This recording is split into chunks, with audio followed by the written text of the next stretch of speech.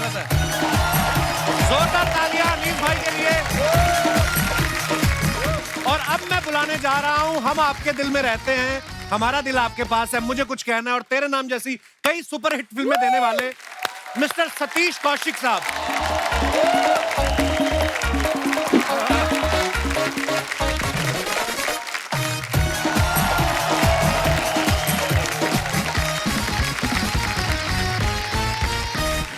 Indu sir, Anees भाई, Satish sir, बहुत बहुत स्वागत है आप तीनों का और नए साल की ढेर सारी शुभकामनाएं। सेम आप सबको भी। मैं दर्शकों को बता दूं, हमारे तीनों मेहमान जो है आज के इतने टैलेंटेड, इतने धुरंधर डायरेक्टर हैं, ये चाहे ना तो मुझे लेके भी फिल्म बना सकते हैं। बनाते नहीं, वो अलग बात है। सर आप बहुत बहुत स्वागत, आइए विराजमान हो जाइए। जोरदार तालियां हमारे मेहमानों के लिए। अच्छा, आप सब जानते हैं इंदु सर जो हैं बेसिकली गुजराती हैं, अनीस भाई भी बेसिकली गुजराती हैं। ये हैं तो पंजाबी लेकिन ये भी गुजराती हो चुके हैं। हर तरफ से धंधा पकड़ रहे हैं ये। एक्टर तो हैं ही, राइटर भी हैं, ये डायरेक्टर भी हैं, रेडियो पे ये काम कर रहे हैं, टीवी पे, ओटीटी, इवेंट्स, सब कुछ। सर इतना काम करने के पीछे क्या रीजन है? आपको घर पे बैठना पसंद नहीं है या आपकी मैडम को आपका घर पे बैठना पसंद नहीं है? हर तरफ छाए हुए हैं आप। एक्चुअली जहाँ से हम लोग आए हैं ना, जहाँ से आप भी आए हो जी, नॉर्थ से, और जिनको फिल्मों में काम करने का शौक होता था, उनको तो बस काम मिलता रहे, मिलता रहे, मिलता रहे और काम करते रहो, करते रहो। यही आपकी इच्छा होती है और हम सब उसी को बिलोंग करते हैं। अनीस भाई, कभी कभी इंसान दूसरे को देख के मन में आ ही जाता है। सतीश सर को देख के कभी आपके मन में नहीं आया कि यार डायरेक्टर ये भी है, डायरेक्टर मैं भी हूँ, अगर ये भी एक्टिंग कर सकते तो मैं क्यों नहीं कर सकता? नहीं, मुझे कभी ऐसा मतलब बिगनिंग में, स्टार्ट में मैंने छोटे मोटे काम वाम किए थे, एक दो फिल्मों में जहाँ मैं राइटिंग कर रहा था, डायरेक्टर ने बोला भाई एक्टर नहीं आया आप कर लो। अच्छा। तो करता था मैं, लेकिन हमेशा मुझे लगा कि भाई ये बड़ा मुश्किल काम है एक्टिंग का, ये मुझे थोड़ा, मैं पीछे रहूंगा। और आप इतने इतने बड़े एक्टर्स को समझाते हैं, जैसे मैंने इंदु सर का भी देखा, कब से बेटा, दिल के टाइम पे आप, और आपने इतना मेंटेन करके रखा अपने आप को, चमक भी इतना रहे इंदु सर आप। आपका मन नहीं किया क्या कि ये मैं जो अनिल कपूर को समझा रहा हूं कि ऐसे माधुरी के साथ रोमांस करना है, मेरे दिमाग में है, मैं क्यों नहीं कर सकता? कभी मन तो किया होगा इंदु सर? हाँ, एक दो बार किया, लेकिन फिर बीवी को देख के वापस आ गया। मैंने अनीस भाई सुना आपने भी शत्रु सर के एक बचपन का रोल किया है। जी। क्या बात कर रहे हैं? क्या बात Seriously? कर रहे हैं आप? नसीब फिल्म में बिगनिंग में वही था कि थोड़ा छोटी मोटी 2-3 पिक्चर, 4 पिक्चर में और किया मैंने, लेकिन मुझे ये लगा कि जब मैंने राज कपूर साहब को ज्वाइन किया, उसके बाद मुझे एक्चुअली क्या है कपिल भाई, कोई बताने वाला नहीं था कि मुझे क्या करना है, तो क्या क्या नहीं करना है वो मेरी समझ में आ रहा था। क्या करना है, हाँ। अनीस भाई पैसे गिन लिए सारे? जो भूल भुलैया 2 के 300 करोड़ हुए वो? नहीं, काश मैं मतलब इसमें प्रोड्यूसर भी होता। तो हाँ, अभी हमारा काम यह है सर कि मुझे लगता है, मुझे कई अभी बिजनेसमैन मिले तो वो बताए कि सर हमने ये एक फैक्ट्री खोली है आज से 20 साल पहले और थोड़ी मेहनत की और अब काम चल रहा है। तो वो एक फैक्ट्री खोलकर आराम से, हमारे यहाँ है कि हर वक्त हमको एक नई जमीन खरीदनी है, मतलब स्क्रिप्ट बनानी है, एक फैक्ट्री खोलनी है और फिर वो फैक्ट्री मालिक को देकर निकल जाना है। क्या बात! और ये ऊपर वाले ने आपको सर दिया है ऐसा टैलेंट। अच्छा, सतीश सर को आपने कितने क्यूट फनी कैरेक्टर्स में देखा है? आपने कैलेंडर के कैरेक्टर में देखा है, पप्पू पेजर के कैरेक्टर में देखा है, शराफत अली के कैरेक्टर में देखा है, और फिल्मों से जैसे ये ओटीटी में आए, इनके धार्मिक मुंह से अधार्मिक वचन सुनने को मिले। पहली बार मेरे को विश्वास नहीं हुआ सतीश सर गालियां दे रहे हैं।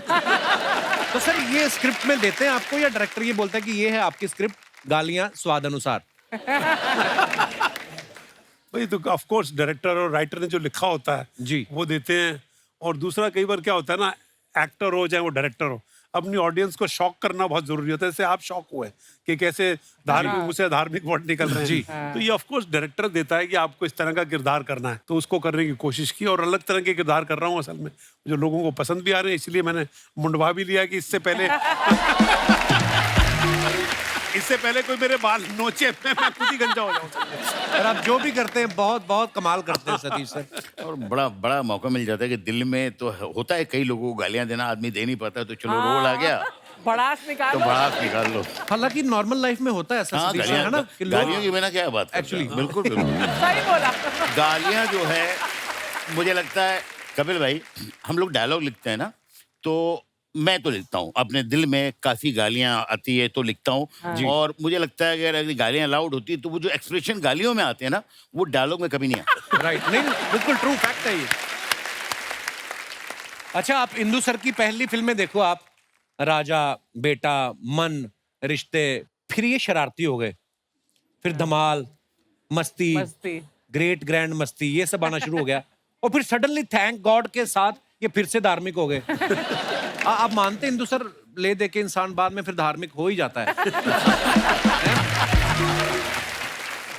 ऐसी बात नहीं है, अब वापस शरारत पे उतरूंगा। ये अच्छा। थोड़े एक मौका था शरीफ होने का, अब फिर बदमाश हो जाएंगे, घबराऊं मैं। हटेंगे नहीं आप? नहीं। बिल्कुल सर, हम चाहते भी नहीं आप हटें। इंदु सर, जब आपने धमाल बनाई थी, उसमें एक भी एक्ट्रेस नहीं थी, हीरोइन नहीं थी, जी, सारे ही लड़के थे। धमाल 1 में। हाँ, तो ऐसी ऐसी जब फिल्में होती हैं जिसमें कोई एक्ट्रेस ना हो, तो एक्टर्स टाइम पे आ जाते हैं? एक्टर्स छोड़ो, आप खुद टाइम पे पहुंच जाते हो? हाँ, तब रोते धोते लेकिन काम कर गए, और बहुत अच्छा काम कर गए। हाँ। और मेरी Dhamaal 1 was the best Dhamaal. Actually agree? अच्छा, अनीस सर ने भी जब फिल्म बनाई, रोमांटिक फिल्म प्यार तो होना ही था, इतनी खूबसूरत फिल्म, उसके बाद इन्होंने कॉमेडी फिल्में बनाई, रोमांटिक फिल्में बनानी छोड़ दी। सर, उसके बाद आपका रोमांस से विश्वास उठ गया, या किसी ने बोल दिया था कि अनीस डोंट बज मी? नहीं, क्या है कपिल भाई कि मैंने वो प्यार तो होना था बनाई, और उस वक्त मैं एक फिल्म लिख रहा था, सस्पेंस थ्रिलर दीवानगी। अच्छा जी। तो मुझे बहुत वो कमाल की फिल्म थी वो। बनाने में बीच में, मतलब वो फिल्म के हिट होकर दूसरी पिक्चर बनाने में 3 साल लगे, क्योंकि सब लोग ये चाह रहे थे कि मैं रोमांटिक फिल्म ही बनाऊं। यहाँ तक कि फिल्म का जो ट्रायल देखा था यश जी ने, तो यश जी ने मुझे एक बड़ा कॉम्प्लीमेंट दिया था, बोले अनीस यार तुम बहुत अच्छी तरह से रोमांटिक फिल्म बना सकते हो, ये छोड़ना नहीं। उसके बाद मैंने सेकंड पिक्चर जो बनाई अपना दीवानगी, तो वो सस्पेंस थ्रिलर थी। तो फिर बहुत सारी फिल्में आई सस्पेंस थ्रिलर, लेकिन उस टाइम पे मैं बनाना चाह रहा था कॉमेडी, तो फिर मैंने लिखी नो एंट्री, और फिर नो एंट्री बनाई। क्या बात है, तो No Entry। हाँ, तो बीच में 3-3, 4-4 साल का गैप रहा, सारी हिट होने के बाद भी। तो फिर उसके बाद मैंने बोला कि एक काम करते हैं भाई, कुछ सोचना नहीं है, जो उस टाइम पे लगेगा वो करेंगे। तो अभी मैं कॉमेडी भी कर रहा हूँ, बीच में अभी जो शुरू करूंगा एक एक्शन कॉमेडी बना रहा हूँ। तो अभी हॉरर मैंने कभी बनाया नहीं था जी। तो ये भूल भुलैया जो है वो मैंने बोला ऐसी हॉरर लोग हंस के मर गए उसको देख के। Comedy horror. पर कपिल, मैं आपको एक बात बताऊं, ये अनीस बज़मी जो है ना, बहुत जो होते हैं ना कि फिल्म के आदमी होते हैं, क्योंकि जिसने राज कपूर के साथ काम किया हो, आप समझ लो कि उसकी सेंसिबिलिटी कमर्शियल सिनेमा के बारे में क्या होगी। बिल्कुल। जावेद साहब मुझे एक किस्सा बताते हैं कि वहां से कुछ ऐसा हुआ, किसी स्पीच लिखने के लिए या कुछ सीन लिखने के लिए, वो कुछ ऐसा आया कि उनको भेजा गया कि हमारे एक असिस्टेंट ने लिखा है, पर जावेद साहब आप इसे ठीक कर दीजिए, इसे ठीक कर देंगे तो हमको वो अच्छा हो जाएगा। तो वो अनीस बज़मी एक यंग राइटर का लिखा हुआ कोई पीस था, वो जावेद साहब के पास आया ठीक करने के लिए। जावेद साहब मुझे बताया कि मैंने वो पढ़ा और मैंने उनसे कहा कि इसमें से एक वर्ड मत चेंज कीजिएगा, बिकॉज यंग लड़के ने कमाल का लिखा असल में। क्या बात है। और दूसरा किस्सा मुझे ये याद है कि एक्चुअली मैंने इनको अंदर बोला था, हम 14, 15, 16 हैं। अच्छा। आप समझते हो 14, 15, 16 नहीं ना, किसी को पता? हमारी उम्र नहीं है। वैसे दिल से तो हम 14, 15, 16 हैं असल में, लेकिन मैंने 14 पिक्चरें डायरेक्ट की हुई हैं, इन्होंने 15 पिक्चरें डायरेक्ट की हुई हैं, और इन्होंने 16 पिक्चरें डायरेक्ट की हुई हैं। अनीस बज़मी यंग राइटर, ये मेरे घर पे यारी रोड में रहता था, 1 बेडरूम हॉल में। ये मेरे को स्वर्ग एक पिक्चर बनी थी जिसमें मैंने पहली बार काम किया था, डेविड धवन की पिक्चर थी एज ए राइटर। ये मुझे सुनाने आए, इन्होंने कपिल जो रोल सुनाया और स्क्रिप्ट सुनाई ना, पढ़ पढ़ पढ़ पढ़ पढ़ पढ़ पढ़, तो उन दिनों में हम डायरेक्टर बनते, मैं यार तू साला क्या सुनाता है यार, और ऊपर से पिक्चर की कहानी इसने कोई 5 से 7 मिनट के अंदर। और तब अनीस ने बोला था कि सर पिक्चर की कहानी वो होती है जो 5 मिनट के अंदर सुना दो और बंदे के समझ में आए ना, तो इसका मतलब करेक्ट कहानी है। क्या बात तो ये अनीस और वो घर मेरे लिए लकी बहुत था, वो बहुत लकी था, बिकॉज ये दोनों डायरेक्टर आज बैठे हुए हैं। अनीस स्वर्ग की पिक्चर सुनाने आया था, और मैं अपनी दिल मैं अपनी दिल इनको सुनाने इनके घर पे गया था। मैं बोला सतीश मैंने एक कहानी लिखी है यार, सुन कैसी है। तो इन्होंने और उसकी सुना। कहानी में बैठे थे हम लोग, मतलब कि यार इसके अंदर क्या सीन होने चाहिए, राय के लिए आए थे। तो उन दिनों में बड़ा मिला जुला काम होता था। आजकल तो 1.5 डायलॉग किसी से शेयर नहीं कर सकते, आप कहीं चला ना जाए कहीं। इवन अनुपम खेर ये रोल करने तैयार नहीं थे मेरे ख्याल से। आपने अनुपम खेर को डांटा था। मैंने अनुपम को बोला इंदर कुमार के साथ काम कर, अच्छा, क्योंकि इंदर कुमार के सीन जो है ना वो यहाँ से परे होते हैं, वो कंजूस आदमी का रोल था। कितना कितना खूबसूरत करेक्टर था। और अपना वो पता चलता है कि इतना कंजूस है कि चाय में मक्खी गिर जाती है और उसको मक्खी निकाल के भी चूस अब ये गुजराती कमर्शियल सिनेमा का जो होता है ना कमर्शियल डायरेक्टर, वही सोच सकता था ये। अच्छा, अनीस भाई भी एक्टर से वो काम करा लेते हैं जो बंदा सोच भी नहीं सकता। आप देखो वेलकम में जो उदय भाई का करेक्टर था, नाना पाटेकर साहब ने किया, उनको हमने इतने सीरियस सिनेमा में देखा है। Mind blowing. ये अनीस भाई कैसे आपके दिमाग में आया कि नाना पाटेकर साहब को उदय के करेक्टर के लिए मान गए थे पहली बार में वो? नहीं, क्या है कपिल भाई कि मुझे हमेशा, मतलब मैं हमेशा तो उनको बहुत बड़ा फैन रहा हूँ। तो मुझे लगता था यार जिस दिन ये कॉमेडी करेंगे, ये कमाल कॉमेडी करेंगे, बहुत सारे लोगों को बताएंगे कि कॉमेडी कैसे की जाती है। वाह। वाह। तो मैंने उनको फ़ोन किया, लेकिन वो हैं तो मतलब जिस तरह की आपको पता है, मैंने फ़ोन किया, मैंने नानी जी आपसे मिलना है। काय को? मैंने बोला फिल्म सुनानी है। तो खैर मैं गया उनसे मिलने। तो बोले कि हाँ क्या है, नहीं तू मेरे को कहानी नहीं सुननी है, तू अपनी माँ की कसम खा के बोल कि ये फिल्म मेरे लिए ठीक है, मुझे करनी चाहिए।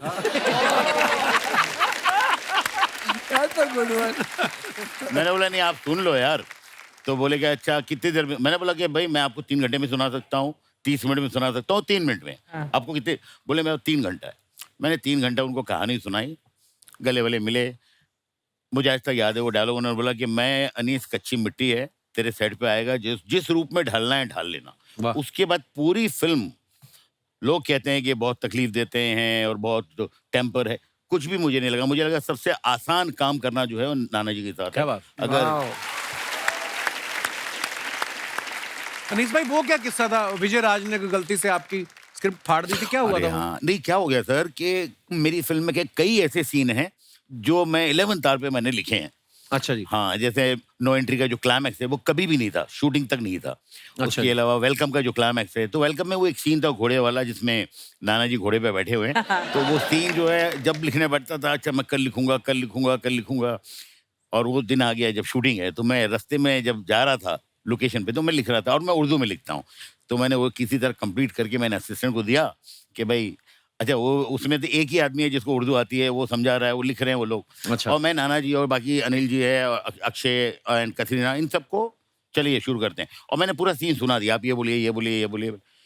सीन का हो रहा है सर, हो रहा है, बस तैयार है। इतने में शॉर्ट रेडी हो गया। तो विजय राज जो है फिल्म में डायरेक्टर थे, तो उन्होंने बोला यार मेरे हाथ में कुछ चाहिए, तो वो असिस्टेंट ने वही सीन दे दिया। और उसमें उसको डायरेक्टर को बहुत गुस्सा आता है और वो फाड़ देता है, तो वो सारा सीन उसने फाड़ दिया। एक कॉपी है, सब बिखरे हुए। मैंने जैसे कट बोला सारे असिस्टेंट भागे, एक वो पुर्जा निकाला और उसको ज्वाइन कर रहे टेप से वैसे। तो लास्ट तक पिक्चर का सीन खत्म हो गया, शूटिंग खत्म हो गई, वो कंप्लीट हुआ नहीं। मेरे को भी एक बार मौका मिला सौभाग्य अनीस भाई के साथ काम करने का। फिल्म इनके दिमाग में होती है, मैंने कभी स्क्रिप्ट नहीं देखी इनके हाथ में, दिमाग में होती है और जो सीन चल रहा है लग रहा है उतनी देर में लाइटिंग हो रही है, फटाफट ये पेपर पे लिख के दे देते हैं। अनीस भाई कभी कभी आपको डर नहीं लगता कि यार सारे रेडी हो गए, सब एडी बोल देगा कि सर शॉट रेडी है, और सीन अगर नहीं लिख पाया टाइम पे तो? नहीं टेंशन तो होती है कपिल भाई, लेकिन क्या होता है कि वो अगर एक आदमी सिर्फ डायरेक्टर है ना, तो उसको जरा ऐसा लगता है चलो भाई स्क्रिप्ट है, ये एक बिल्कुल बाइंड है और ये सही है। जब आदमी राइटर होता है तो उसको रात को जो चीज़ लिखी है वो सुबह ऐसा लगता है नहीं और अच्छी हो सकती है, तो वो चेंज होते रहता है। तो वो एक प्लस पॉइंट भी है एज अ राइटर होने का, और एक माइनस पॉइंट भी है कि कई मरतबा मेरी फिल्म के कई सीन जो बहुत अच्छे हुए हैं वो हमेशा मुझे लगता है मैंने 11th आवर पे ही लिखे हैं। वाह। चाहे वो हाँ ऑलवेज।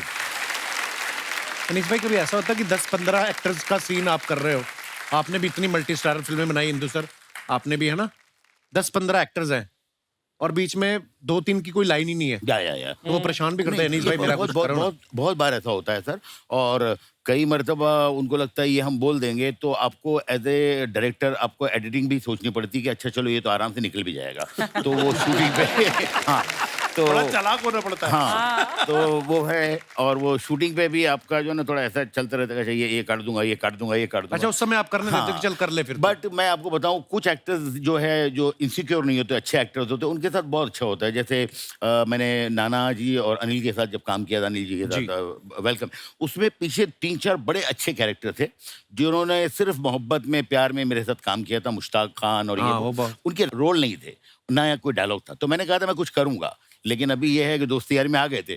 तो अभी कई मरतबा शॉट लगने के बाद मैं कहता था, अच्छा नाना जी काम करिए, ये डायलॉग आप मत बोलिए, मुश्ताक भाई आप बोलिए। तो कई मरतबा सीन लिखा हुआ है नाना जी का और अनिल जी का, बट डायलॉग्स मैंने उन लोगों को सेट के ऊपर शूटिंग पे, पहला 2 टेक कुछ और हो चुका है, तीसरे टेक में कुछ और है, तो इस तरह भी किया है। बट मुझे लगता है कि वो एक जादू ही होता है जब आप काम कर रहे होते हैं, उस नशे में रहते हैं, और थोड़ा इम्प्रोवाइज करना, थोड़ा चेंज करना, थोड़ा, तो बहुत ऑर्गेनिक तरीके से सीन बनता है। अच्छा, आपने अरुणा ईरानी जी को इतनी फिल्मों में देखा है, वो मैं आपको बता दूं, इंदु सर की बड़ी बहन ही है। फिल्म बेटा में अरुणा जी को पहली बार हमने नेगेटिव किरदार में देखा, जो परेशान करती रहती हैं, है ना? आपने जब उनको पहली बार ऐसा नेगेटिव किरदार ऑफर किया, उन्होंने कहा नहीं कि मैं कौन सा खड़ूस ननद बन के आपकी बीवी को परेशान किया है, मेरे को ऐसा रोल क्यों दे रहे हो?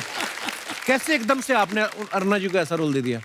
Aruna ji is like a father to us. तो अच्छा उनकी जी। हम बहुत इज्जत करते हैं। उन्होंने ही हमको पाल पोस के बड़ा किया है, सब अच्छा भाई जी। बहनों को। तो आज भी अरुणा जी के सामने किसी की आवाज नहीं निकलती, ये एक फैक्ट है। अब मैंने क्या गलती की थी, मैंने एक कोई और लेडी को कास्ट कर लिया था उस रोल में। अच्छा और जी। अरुणा जी के दिल में लग रहा था कि यार इसने मुझे कास्ट नहीं किया और ये लेडी को कास्ट कर लिया।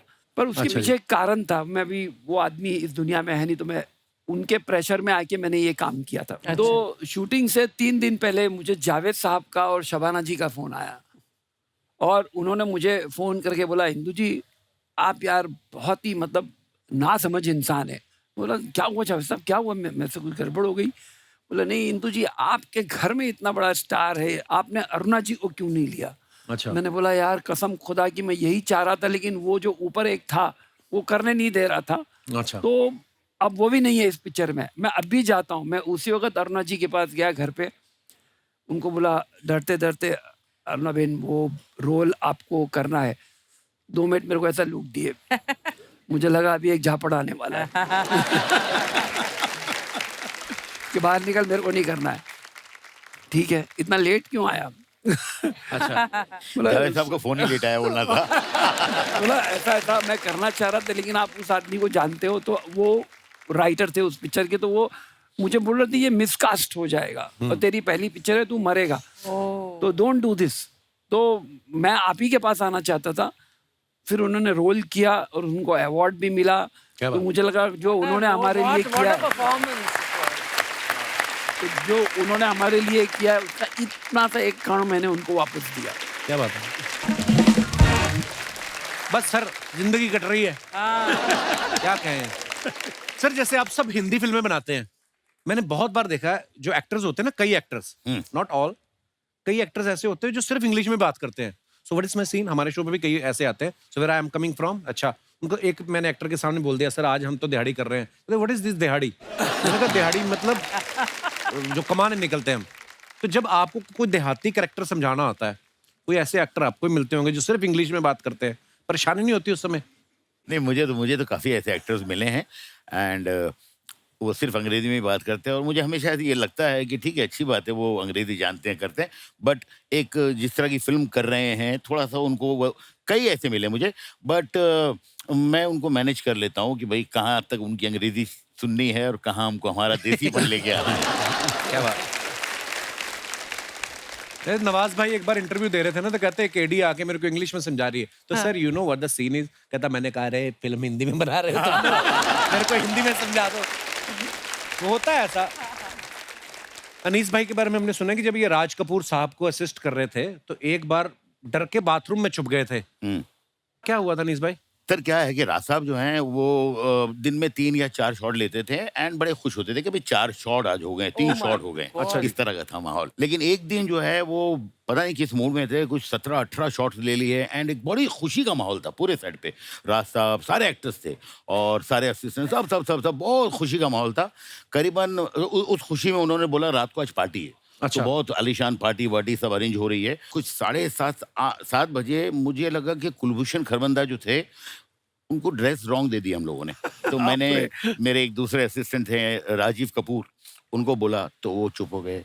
उसने तीसरे को बोला, तो 5 आदमी जो असिस्टेंट है वो सेट पे बहुत खुशी का माहौल है, सब खुश हैं, ये सिर्फ 5 लोग टेंशन में है कि अब क्या Oh होगा। my तो हमारे जो God. चीफ असिस्टेंट थे मिस्टर कलाचंद्र, उनको हम लोग ने बोला सर आप बता दो ना तो मार डालेंगे ये, क्योंकि राज साहब जो है यार बहुत जबरदस्त चीखना चिल्लाना, अरे बाबा। तो राज साहब की तरफ वो जा रहे थे, हम लोग धीरे धीरे गेट की तरफ आ रहे थे शूटिंग से। जैसे उनको बोला, राज साहब बहुत अच्छे मूड में थे, उनका खाली से रिएक्शन आया और उन्होंने बोला वेर इज माई असिस्टेंट, चिल्लाया उन्होंने, हम लोग सब भाग गए। कोई यहाँ कोई यहाँ कोई यहाँ कोई यहाँ। लेकिन अब यह है कि किसी तरह उन्होंने बुलाया, बहुत जितना बोलना था सबके सामने जितनी बेइज्जती कर सकते थे जो वो हुई। और उसके बाद यह है कि रात को पार्टी भी है तो वहां पे भी जाना है। कोई असिस्टेंट पार्टी में जाना नहीं चाह रहा है, लेकिन जाना है पार्टी में। और फिर पार्टी रात के 2-3 बजे तक, वहाँ सारे लोग जो है सिर्फ इतने ही देख रहे हैं, शमी कपूर साहब और बहुत बहुत लोग थे, ऋषि कपूर, पद्मिनी कोल्हापुरी, और सब लोग ये क्या ड्रेस रॉन्ग दे दिया। हर आदमी ऐसे देख रहा है जैसे पता नहीं मतलब कितना बड़ा क्राइम हो गया है। उसके बाद हम लोग जा रहे थे मैसूर, तो उस गुस्से में साहब ने सबकी प्लेन की टिकट कैंसिल करवाई और जो एक लाइटें वाइटें रखते हैं जिस ट्रक में, उसमें सारे असिस्टेंटों को बोला कि ये लोग मैसूर जाएंगे। मेरे ख्याल से वो हम लोग निकले अपना चैम्बूर से और उसके नीचे कुछ एक मशीन था वो गिर गया।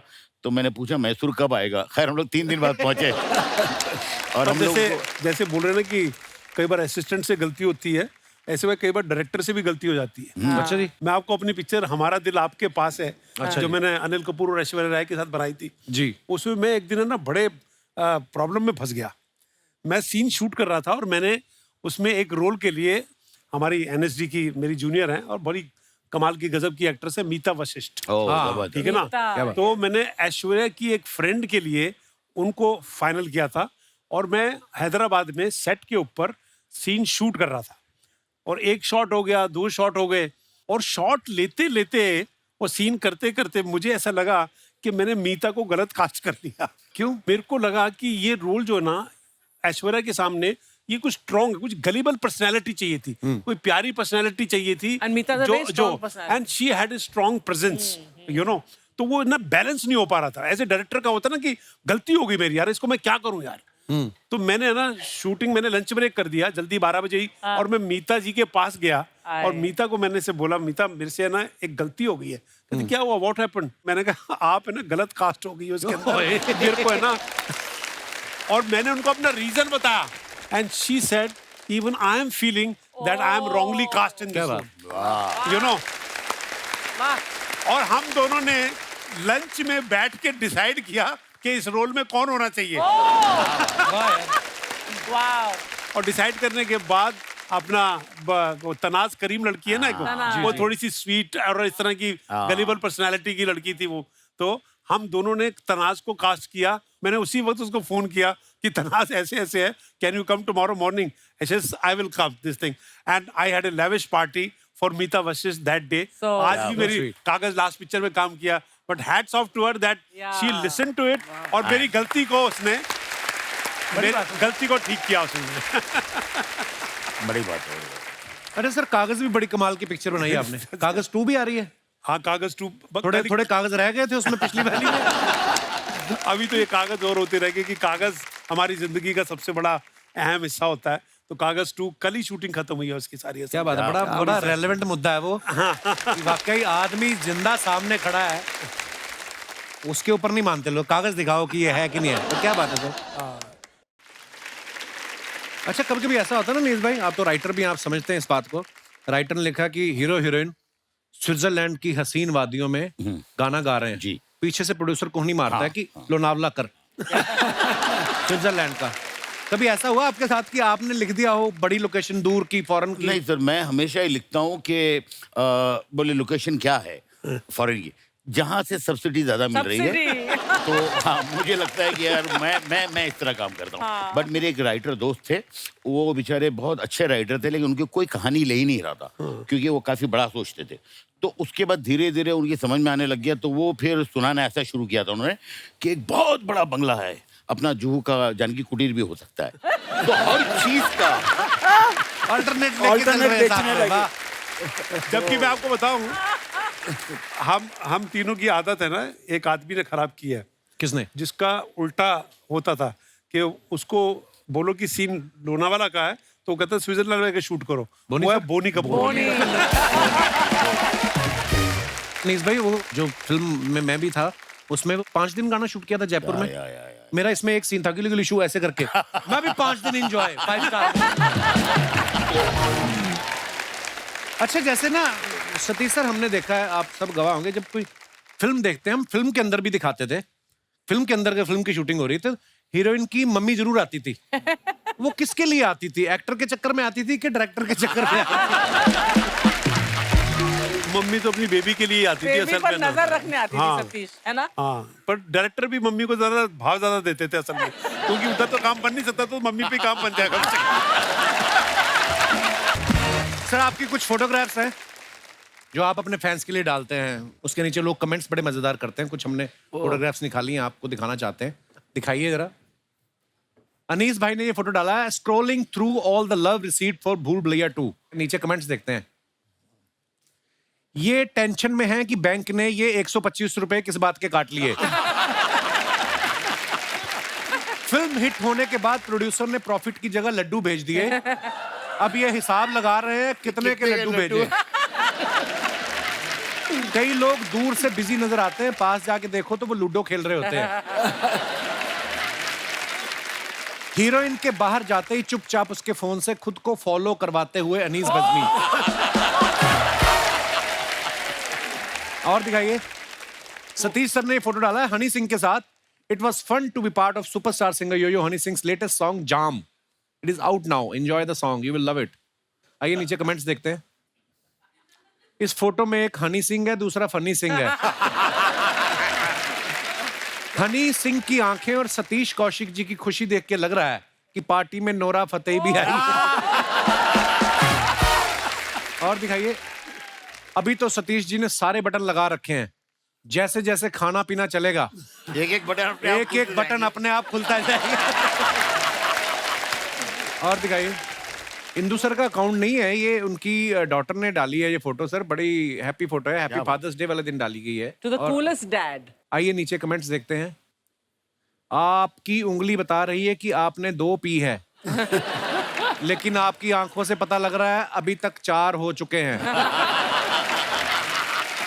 किसी ने रिप्लाई किया, भाई उनके हिसाब से तो वो 4 ही उंगलियां दिखा रहे हैं। और दिखाइए, अनीस भाई ने ये फोटो डाला है क्रिकेट खेलते हुए, हिट और miss, enjoying through a playful throwback. आइए देखते हैं कमेंट्स। सर, आपका एक्शन देखकर लग रहा है आपने क्रिकेट नहीं गिल्ली डंडा ज्यादा खेला है। बॉलर और फील्डर के लिए चेतावनी, जो भी इन्हें आउट करेगा वो फिल्म से आउट हो जाएगा। और दिखाइए, travelling to Dubai, miss travelling along with my best friend, work, friendship, family, friends, जय हो। हाँ जी, दिखाइए नीचे कमेंट्स। इनकी खुशी से लग रहा है कि ये दुबई से बैंकॉक भी निकलेंगे। और आगे दिखाइए, अनीस भाई ने फोटो डाला, throwback to a serious moment while shooting a comedy scene. दिखाइए कमेंट्स दिखाइए। कार्तिक आर्यन की शक्ल देख के लग रहा है अनीस जी ने स्क्रिप्ट में से उनका रोमांटिक सीन हटा दिया। कार्तिक ने ये चेयर हीरोइन के लिए रोकी थी, उस पे अनीस सर आके बैठ गए। अनीस सर सोच रहे हैं इससे हीरोइन का फोन नंबर तो जल्दी याद हो जाता है, स्क्रिप्ट याद नहीं हो रही। और दिखाइए, 90 minute morning walk and fit to go for shoot at Film City for Arbaaz Khan Patna Shukla, starring my favourite Raveena ji का टैग किया है। आइए नीचे कमेंट्स देखते हैं। गाड़ी को पार्किंग से निकलते देख सतीश जी पार्किंग का पैसा लेने पहुंच गए। सर, मैंने भी वॉक करने का सोच रहा था, मगर आपको देख के मैंने विचार त्याग दिया। जब 90 मिनट की वॉक के बाद भी आपकी बीवी कहे 10 चक्कर मेरे साथ भी लगाओ। और दिखाइए। खत्म।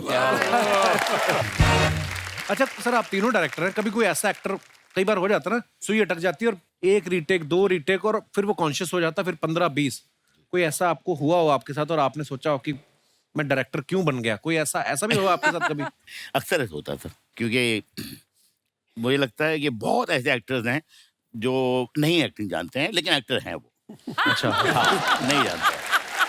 तो जैसे मैं आपको बताऊं, अभी एक हमारी फिल्म थी जिसमें एक हीरोइन थी, तो उसका एक इमोशनल सीन था, तो उसकी जो ग्लिसरीन की बोतल है वो खो गई, तो वो इतनी टेंशन में आ गई, कहाँ है, कहाँ गई, कहाँ गई, कहाँ गई, my क्योंकि उसे ये पता है कि अगर ये नहीं है तो वो रोने वाला सीन तो हो नहीं सकता है। Right. मैं तो ये कहता हूँ कि देखिए सर, ये मैं थक गया हूँ, ये 4 मरतबा शॉट ले लिया है, अगर 5वीं मरतबा आप कर पाएंगे तो ठीक है, वरना आपके ओवर शोल्डर से सामने अच्छा एक्टर खड़ा है, उसके ऊपर होगा। क्या बात। एक बार जोरदार तालियां हो जाएं इंदु सर, अनीस भाई और सतीश जी के लिए। सतीश सर, अनीस भाई, इंदु सर, इतना मजा आया आज Thank you आपसे very बातें much, sir. करके, Thank you so much. आपकी फिल्मों से जुड़े हुए किस्से सुन के। आई एम श्योर हमारी ऑडियंस ने बहुत मजा लिया है। एक बार जोरदार तालियां। Thank you Kapil, thank you very much sir, love you पाजी। हम तीनों ने बड़ा एंजॉय किया, लेकिन शुक्रिया। आज का ये खास मौका मैं जाने नहीं दे सकता। मैं लास्ट टाइम आया था कागज जी। फिल्म के प्रमोशन के लिए यहाँ पर, और कल ही मेरी कागज 2 की शूटिंग खत्म हुई है। अरे वाह, बहुत मुबारक। तो मैं आज आपके सामने कागज 2 का लोगो अनवील करना चाहता हूं कि कागज 2 पिक्चर का प्लीज लेके आइए।